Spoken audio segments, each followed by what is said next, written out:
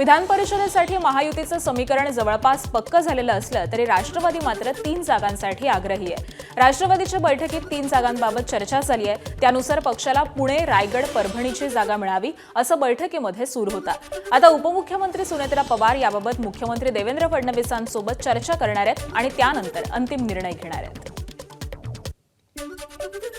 महायुतीतील प्रमुख घटक पक्ष असलेला भारतीय जनता पक्ष कुठल्या जागांवरती लढेल, आदरणीय शिंदेसाहेबांच्या नेतृत्वाखालचा शिवसेना कुठल्या जागांवरती लढेल, राष्ट्रवादी काँग्रेस पक्ष कुठे लढेल याची स्पष्टता उद्या दुपारपर्यंत त्या ठिकाणी निश्चितपणाने येईल. राष्ट्रवादी काँग्रेस पक्षाला किती जागा हव्या आहेत या संदर्भातली मांडणी आमच्या अध्यक्ष सुनेत्रा बहिणींनी मुख्यमंत्र्यांच्याकडे दिलेली त्या ठिकाणी आहे. आम्हाला सर्वांनाच जाणीव आहे की 1 तारखेला अर्ज भरण्याचा शेवटचा दिवस आहे. उद्या अर्ज भरण्याची प्रक्रिया सुरू आहे.